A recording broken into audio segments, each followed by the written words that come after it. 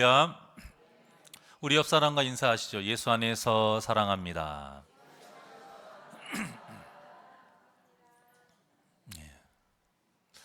요즘엔 그런 일이 거의 없지만 내비게이션이 처음 나왔을 때 길을 잘못 알려주는 경우가 참 많았습니다. 목적지에 도착했습니다. 이 소리를 딱 듣고 보면 산이에요. 또 아무것도 없는 허허벌판이다. 이런 이야기가 참 많았습니다. 근데 저도 많지는 않지만 그런 잘못된 곳으로 인도를 받았던 경험이 몇 번 있어요. 참 얼마나 황당했던지 몰라요.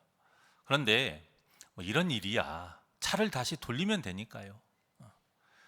그렇게 되니까 별 문제는 없는데 우리의 인생은 그렇지가 않잖아요. 한 번뿐인 인생은 다시 돌아갈 수가 없습니다. 그래서 이 인생길이 옳다고 믿고 걸어갔는데 그 길의 종착점이 지옥이라면 여러분 그것만큼 허탄한 일이 어디 있겠습니까? 본문에서 허탄한 사람이다, 이 말은 어리석은 사람이다 라는 뜻이에요. 진리를 모르는 사람을 말하는 게 아니고 진리를 잘못 알고 있는 사람을 말하고 있어요. 그러니까 우리의 믿음이 진짜라고 착각하고는 지옥을 향해 가면서 내가 지금 천국을 향해 가고 있다, 이렇게 착각하고 있는 사람을 말하고 있습니다. 그런데 야고보가 이 말을 누구에게 하고 있습니까? 예수님을 모르는 유대인들에게 하는 것이 아니라 예수님을 믿는 초대교인들에게 하는 말입니다. 많은 것을 포기했고요, 많은 것을 감수하고 그리스도인이 되었고요, 지금도 많은 불편과 목숨의 위험을 감수하면서 살고 있는데 제발 잘못 깨닫고 멸망의 길을 걸어가는 그런 어리석은 사람이 되지 말아라, 이 애통하는 마음으로 오늘 본문의 말씀을 기록한 것입니다. 그 모습을 뭐라고 정리하고 있느냐? 17절처럼 정리하고 있습니다. 다 같이 17절의 말씀입니다. 시작. 이와 같이 행함이 없는 믿음은 그 자체가 죽은 것이라. 아멘. 행함이 없는 믿음은 아무리 열심히 예배를 드리고 아무리 뜨겁게 기도하고 아무리 몸 바쳐서 헌신을 내도 무슨 믿음이다? 죽은 믿음이라는 거예요. 그런데 이와 같이라고 말해요. 그 앞절에 이 죽은 믿음에 대한 예를 설명하고 있는데요, 우리 14절 한번 보시죠. 14절 시작. 내 형제들아, 만일 사람이 믿음이 있노라 하고 행함이 없으면 무슨 유익이 있으리요? 그 믿음이 능히 자기를 구원하겠느냐? 아멘. 자, 이 구절에서 마지막 말 때문에 교리적으로 혼란스러워 하시는 성도님들이 간혹 좀 계시긴 해요. 분명히 믿음은 무엇으로 말미암습니까?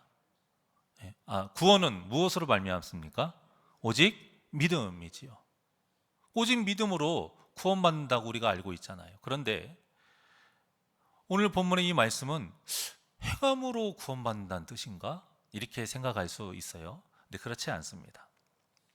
이 말씀은 행함, 어떤 그 자체를 강조하는 것이 아니라 삶에서 실천함으로 온전케 되는 참된 믿음을 강조하고 있습니다.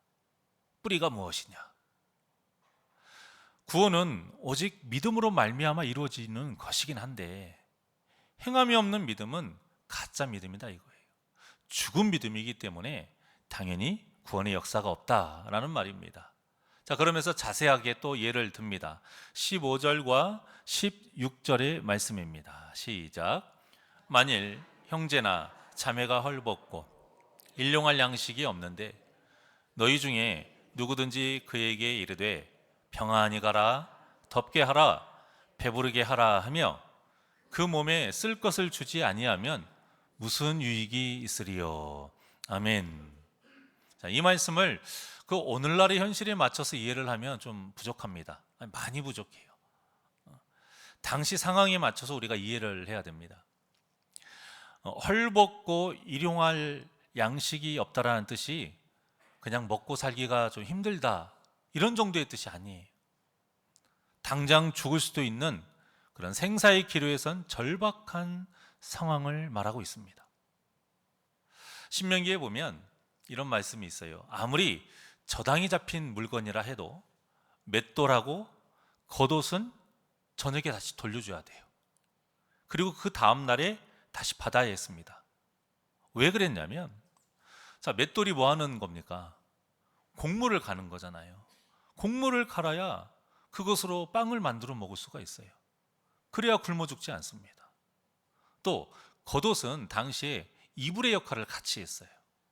그래서 겉옷을 덮고 자지 않으면 얼어 죽을 수 있기 때문에 당장 생계에, 그날의 생계가 달려있는 문제예요. 이것은 신명기법을 근거로 한 말씀인 것이죠. 안 지키면 죽게 내버려 둔 것이에요. 오늘날에야 뭐 사람들을 도와주지 않는다고 해서 죄인이라고까지는 말하지는 않습니다.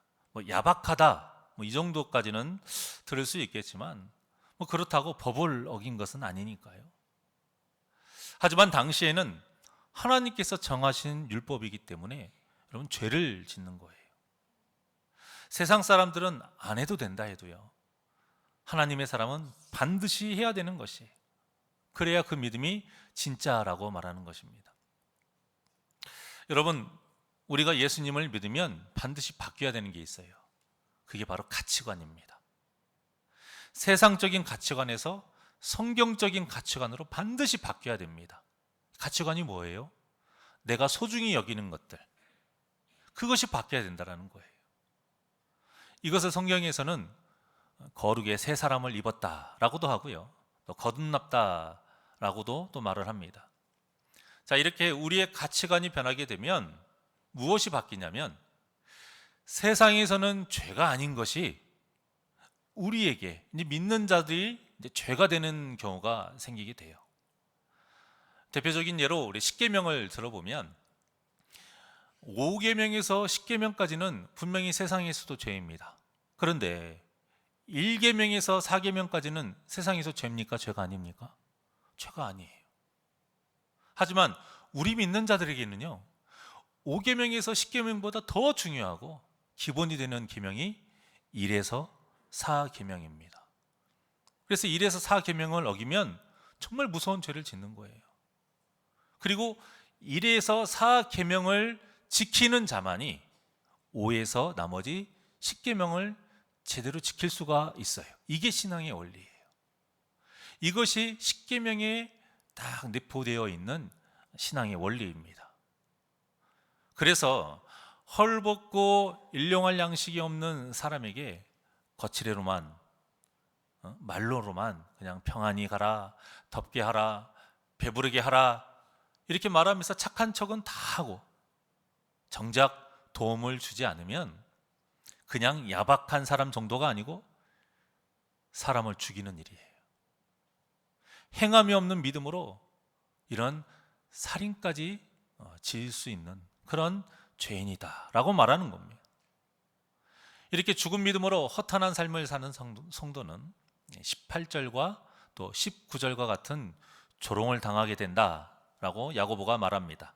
다 같이 18절과 19절입니다. 시작. 어떤 사람은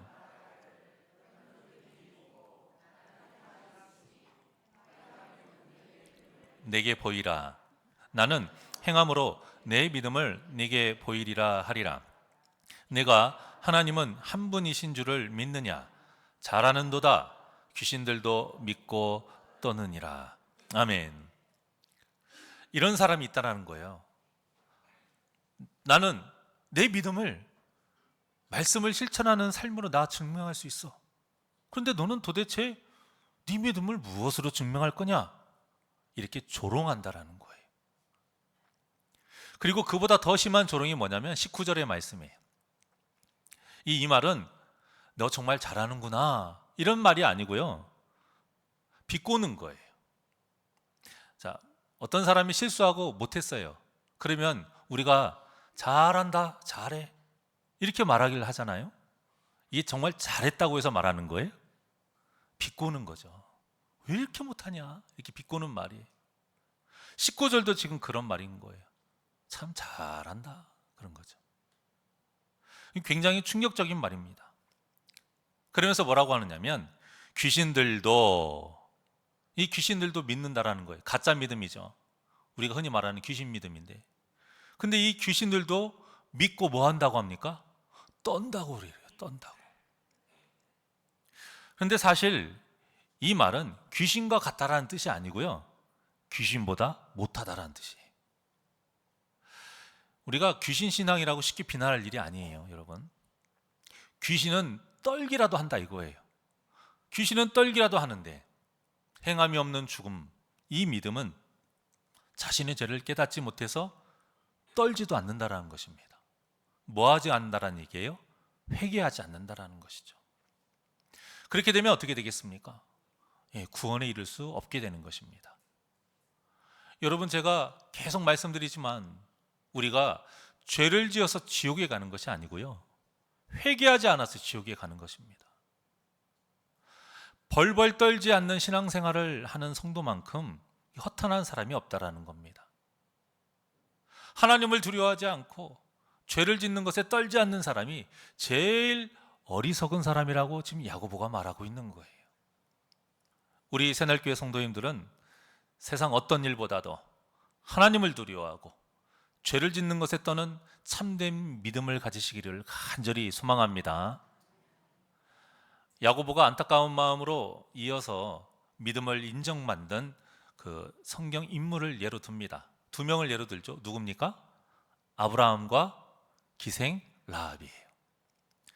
한 사람은 이스라엘의 조상으로 가장 위대하게 여기는 아브라함입니다. 누가 봐도 참된 믿음을 가질 만한 사람이다 라고 인정해요. 그런데 기생 라합은 좀 달라요. 당시 제대로 대우받지 못하는 여성의 몸이고요, 그것도 세상 사람들이 손가락질하는 몸을 파는 기생이었고, 또 거기에다가 존재 자체로 이스라엘 백성들에게 철저하게 배척당하는 이방 여인이었습니다. 그런데 이런 이방 여인도 말씀을 지켜 행하는 참된 믿음을 가지면 아브라함과 같은 진정한 하나님의 사람이 된다라고 말을 하고 있죠. 이 야고보의 말은 정말 엄청난 말인 거예요. 우리가 사도행전을 주일 오후 예배 때 강해를 하기 때문에 여러분도 잘 아시겠지만, 베드로가 고넬료의 가정을 갔다 온 것 때문에 예루살렘 교회가 굉장히 시끄러웠습니다. 이때 당시 예루살렘 교회는 그냥 교회가 아니고요, 오늘날로 말하면 총회예요. 총회. 가장 최고의 기관인 거예요. 그런데 거기에서 베드로가 고넬료의 가정을 방문한 것 때문에 베드로를 책망하려고 단단히 벼르고 있었던 상황이죠. 근데 그때 베드로가 환상에 대해서 이야기를 하고요, 하나님의 말씀을 이야기하고, 또 고넬료 가정에 임한 그 성령의 역사에 대해서 이야기를 하니까 그 얘기를 듣고 인정을 해주고 깨닫긴 했습니다만, 야고보가 아브라함과 기생 라합의 믿음을 동일하게 말한 것은 베드로와 고넬료의 사건과 같이 아주 큰 의미가 있는 거예요. 그러니까 세상적인 가치와 신분과 그 기준은 참된 믿음을 가지는데 아무 소용이 없다라는 뜻입니다. 중요한 것은 무엇이냐? 그 믿음에 합당하게 말씀을 실천하면서 살고 있느냐, 이것이죠. 그런데 아브라함과 기생 라합이 행한 일, 그 예를 든 일들이 어때요? 굉장한 일이에요. 정말 쉽지 않은 일이에요. 아무리 재물을 드리기 위해서라고 하지만 어떻게 100세에 낳은 아들을 직접 죽일 수가 있겠습니까? 또 아무 상관없는 이방 사람들을, 그것도 정탐하러 온 스파이예요, 그 스파이를 목숨을 걸고 숨겨주고 또 거짓말을 할 수 있는 일이 여러분 절대 쉬운 일이 아니에요. 그런데도 야고보가 이런 예를 든 것은 실제 초대교인들에게 요구하시는 하나님의 법이 이 정도는 아니지 않느냐 이거예요.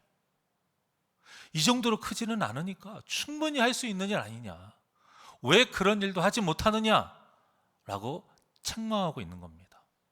그렇죠. 헐벗은 사람에게 겉옷을 벗어주고 일용할 양식이 없는 사람에게 양식을 나눠주는 일이 100세 낳은 아들을 제물 드리는 그런 일보다 간단하고 쉬운 일이잖아요. 또 정탐꾼을 목숨을 걸고 선대하는 것에 비하면 정말 쉬운 일이잖아요. 여러분, 믿음으로 산다는 것이 꼭 대단하고 큰 일만 하는 것은 아닙니다.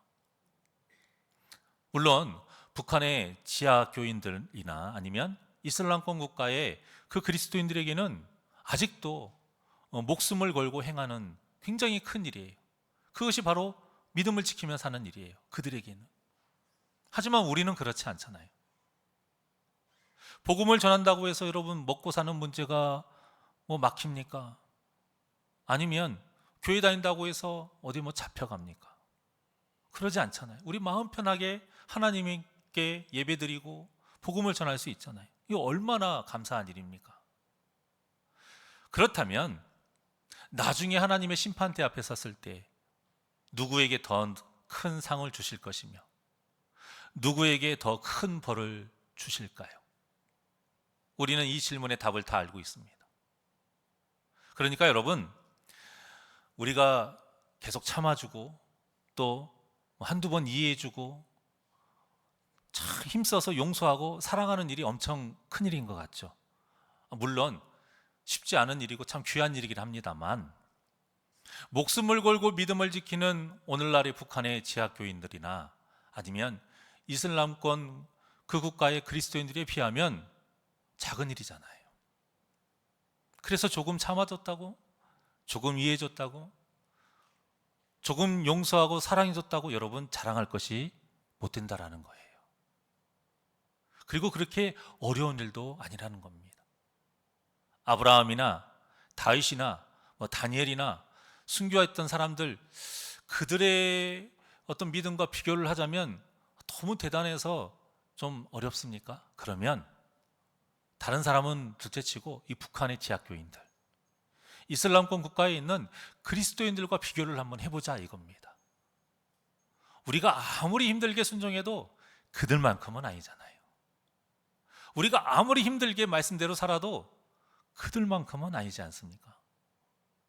그러니 안 된다고, 못한다고, 할 수 없다고, 하기 싫다고 하지 마시고 더 힘들고 어려운 상황에서 신앙생활이 않는 그 것만으로도 여러분 감사하게 여기셔서 말씀을 실천하며 참된 믿음의 삶을 사시는 저와 여러분이 되시기를 주님의 이름으로 축원합니다. 자, 마지막 말씀을 한번 합독해 보겠습니다. 시작. 영혼 없는 몸이 죽은 것 같이 행함이 없는 믿음은 죽은 것이니라. 아멘. 참 제가 야고보서를 읽을 때마다 느끼는데, 특히 이 말씀을 느끼면서 이 말씀을 보면서 제가 느꼈던 게, 참 가만 보면 야고보도 성격이 보통은 아니에요. 말하는 한마디 한마디가 어떻습니까? 좀 과하다 싶을 정도로 굉장히 강해요. 방금 봉독하신 말씀만 보세요. 행함이 없는 믿음은 죽은 것이기 때문에 영혼이 없는 빈 껍데기, 그러니까 우리 보고 뭐라고 하냐면 너희들 시체다 이거예요. 지금 시체로 사는 거야. 오늘날로 말하면 무엇처럼 사는 거예요? 좀비. 살아있는 사람한테 좀비라고 말하는 거예요. 요즘 이런 식으로 강단에서 목사가 말하면 다들 시험 들고 난리 날 겁니다. 물론 야고보가 이렇게 말했다고 강단에서 이렇게 강하게 말해도 된다라는 뜻은 아닙니다. 그런데 제가 한편으로는 이런 생각을 해봤어요. 야고보가 저 정도로 심하게 말했다라는 것은 초대교인들이 이 정도 심한 말을 들어도 들을 정도의 귀가 있다라는 뜻이구나, 이런 생각이 드는 거예요. 여러분, 우리가 같은 말을 해도 어때요? 사람을 봐가면서 말하잖아요. 들을 만한 사람한테 말을 하지, 같은 말이라도 듣지 못할 것 같으면 아예 말을 하지 않잖아요. 또 그 사람이 비록 이런 말은 쉽게 들었던 사람이라 해도 어떤 상황이나 그 사람의 기분을 또 봐가면서 말하잖아요. 기분이 안 좋아 보이네? 그러면 우리가 또 말을 안 하게 되지 않습니까? 그러니까 야고보가 이런 말을 했다라는 것은 하나님의 말씀이기 때문에 그 자체로 바르게 전하기 위한 것도 분명히 있습니다. 그런데 초대교인들이 이런 말도 들을 정도로 신앙의 수준이 어땠다라는 거예요? 높다라는 거예요. 성숙하다는 것을 뜻하는 겁니다. 그래서 이 말씀을 제가 묵상하다 보니 우리 새날교회 성도님들도 이렇게 신앙의 수준이 더 높아지고 성숙했으면 좋겠다는 바람이 딱 드는 거예요. 그러면서 우리 새날교회 성도님들도 2024년에는 좀 더 들을 귀가 열리고 신앙이 수준이 높아지는 한 해가 됐으면 좋겠다는 비전이 생긴 겁니다. 우리 성도님들도 이 비전을 같이 삼고 믿음을 성장시키시길 바랍니다. 그렇다고 해서 제가 성전 이 강단에 올라와서 강하게 말씀을 전하겠다 이런 뜻은 아니고요. 단지 한국교회가 갈수록 치리가 사라지는 일이 안타까운 마음이 들어서 말씀을 드리는 겁니다. 치리라고 하면 우리가 꼭 누군가를 책망하고 비난하기 위해서 하는 것이 아닙니다, 여러분. 우리 모두 죄에 연약하잖아요. 그렇기 때문에 누구나 다 실수할 수 있고요. 누구나 다 잘못할 수 있어요. 그랬을 때에 그것을 바로잡고 회복시키는 것이 바로 치리예요. 그런데 문제는 치리를 받는 사람이 들을 귀가 없으면, 어린아이 신앙이면 그 치리가 아무 소용이 없다는 거예요. 이건 직분하고 상관이 없는 겁니다, 여러분. 진짜 그때 믿음이 나타나요. 만약에 어린아이 신앙으로서 치리를 받잖아요. 그럼 불랑거리가 되고요. 더 시험거리가 돼서 더 큰 문제가 생기게 됩니다. 세상의 일도 그렇지만 교회와 성도가 건강하게 성장하기 위해서는 당근과 채찍이 모두 필요해요. 운동을 해서 여러분 근육을 키우는 게 이게 어떤 혹사시키는 것도 또 필요하고 또 씌워주는 것도 필요하고 다 같이 필요합니다. 똑같은 거예요. 원리는 똑같아요. 만약에 치리가 없다면 브레이크 없는 차와 같아요. 이렇게 되면 우리가 문제가 생겼을 때 더 얼굴 붉히지 않고 좋은 게 좋은 거다 이렇게 넘길 수는 있습니다. 그런데 이것이 쌓이면 어떻게 돼요? 곪아요. 곪게 되면 나중에 더 이상 치료할 수 없는 상황까지 이르게 된다는 게 문제예요. 그러니까 호미로 막을 일을 무어로 가래로 막는다 하지만 여러분 그것도 막지 못할 정도로 이제 터져버리게 된다는 겁니다.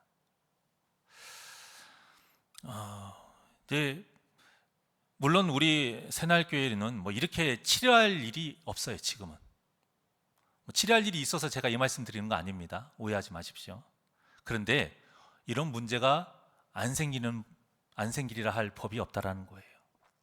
언제라도 생길 수 있다라는 거예요. 그렇다면 지금부터라도 우리가 더 좋은 교회를 만들기 위해서 또 더 멋진 성도가 되기 위해서 우리의 신앙 수준을 좀 끌어올려 보자 이겁니다. 어린아이 신앙에서 좀 자라보자 이거예요. 더 성숙한 신앙을 한번 가져보자 이겁니다. 누구나 치리 받을 만큼 실수할 수 있고요. 잘못할 수 있기 때문이에요. 그때 치리를 하는 것은 여러분 기회를 주고 다시 시작하자는 의미입니다. 정죄하자는 의미가 아니에요. 죄인이라고 낙인을 찍자라는 것이 아닙니다. 오해하지 마십시오. 거룩한 치리를 통해서 신앙이 다시 회복되고 믿음이 더 단단해지는 어떤 신앙의 기회로 삼자라는 것입니다. 예전에 어느 교회에서 장로님이 혈기를 참지 못해가지고요, 또 교회에 큰 문제를 일으켰던 적이 있었어요. 자세하게 말씀드리긴 좀 그렇고 좀 분란이 일어나서 당회가 열리고 치리를 하게 됐습니다. 아주 심한 치리는 아니었어요.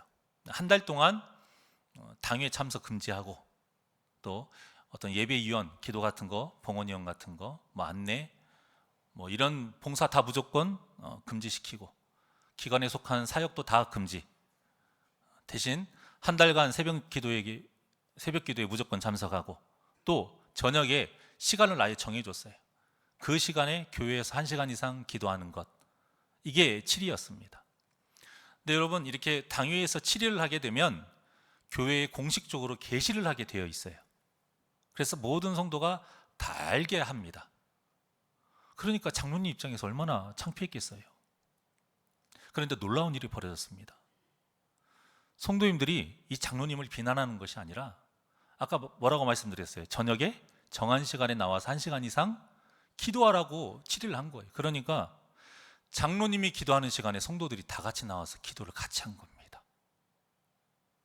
장로님이 창피하지 않게, 또 그 장로님의 모습을 보면서 자신의 모습을 본 거예요. 그래서 같이 기도를 한 거예요. 그러니까 한 달 동안 자연스럽게 뭐가 생긴 거예요? 심야기도회가 생긴 거예요. 누가 주관하는 것도 아니고 어떤 타이틀이 있는 것도 아니고, 이 성도님들이 7위의 진짜 의미를 안 거죠. 7위란 누군가를 정죄하고 비난하기 위해서 하는 것이 아니라, 7위란 치리받는 자에게 일단 회복의 기회를 삼아주고요, 또 바라보는 성도에게 자신을 돌아보게 하고, 또 동시에 그 사람을 위해 기도하면서 화목의 열매를 맺는 일이 바로 7위입니다. 그러니까 여러분, 7위라는 것은 모든 성도가 같이 동참하는 거예요. 누군가가 7위 받는 동안에 그 사람을 지켜보고 이런 게 아니고요, 그 7위가 끝날 때까지 더 그 사람을 위해서 모든 성도가 같이 기도해 줘야 됩니다. 중복 기도를 해줘야 돼요. 그러니 한 달 뒤에 그 교회가 어떻게 됐을까요?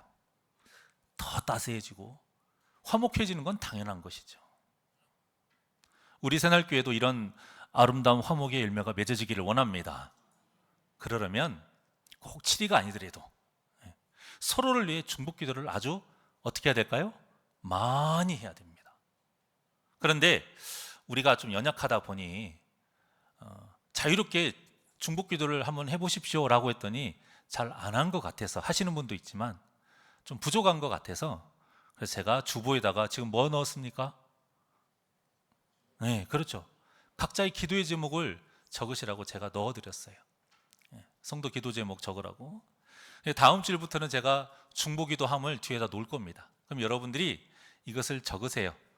그래서 이번 한 달 동안에 언제라도 뒤에 있는 그 중보기도함에 다 넣어주십시오. 이번 한 달 동안 넣어주셔야 돼요. 그 다음 달 넘어가면 좀 힘들어요. 물론 그 다음 달에도 할 수 있는 분은 하십시오. 그럼 제가 더 추가하겠지만, 그렇게 해서 매달 첫 주일날 여러분들의 그 중보기도 내용을 제가 다 타이핑을 쳐가지고 다시 뽑아서 출력을 해놓을 겁니다. 그럼 여러분들이 가시면서 그것을 뽑아 가시면 돼요. 그리고 한 달 동안 그분을 위해서 매일매일 한 번 이상씩 그분을 위해서 간절하게 기도를 하시면 됩니다. 그렇게 기도를 하면 1년에 최소한 12명에게는 1년 365일 매일 한 번 정도는 누군가를 위해서 우리가 기도를 하잖아요. 얼마나 귀하고 복된 일입니까? 그렇게 해서 중복기도의 열매, 화목의 열매가 맺어지기를 원합니다. 그렇게 해서 2024년에는 우리 새날교회가 더 사랑이 넘치고 따뜻해지고 예수님의 그 모습이 더 많아지는 그런 아름다운 교회가 되기를 간절히 소망합니다. 자, 말씀을 마치겠습니다. 콩을 심었으면 뭐가 나와야 되겠어요? 당연히 콩이 나야죠. 콩을 심었으면 콩이 나와야 돼. 오늘 말씀 뭐냐? 콩을 심었는데 멋이 나왔어요? 팥도 그냥 팥도 아니고 썩은 팥이 나온 거예요. 먹으면 죽는 팥, 독이 든 팥. 이것이 바로 행함이 없는 믿음이라는 거예요. 한 번뿐인 삶을 사는데 하나님의 은혜로 예수님을 구주로 섬기고 천국을 향해 나아가는 이 복된 삶이 거짓이 되지 않기를 원합니다. 여러분들의 삶이 가짜가 되지 않기를 원합니다. 여러분들의 믿음의 길이 잘못된 길을 걷지 않기를 원합니다. 그러려면 우리는 말씀을 아는 데서 끝나지 않고 지켜 행해야 하는 것입니다. 우리 새날교회 성도님들은 이렇게 행함이 있는 참된 믿음으로 거룩한 산재물이 되셔서 하나님을 기쁘시게 하시기를 주님의 이름으로 간절히 축원합니다. 우리 이 시간 원하고 바라고 기도합니다. 하나님께 찬양 드리겠습니다.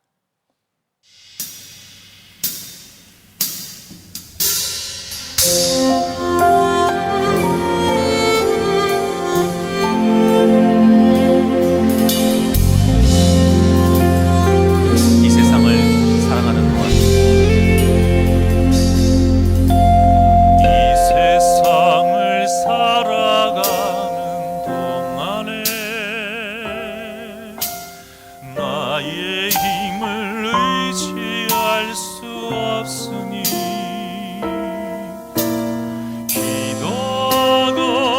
낙심하지 말 것은 주께서 참 소망이 되심이라.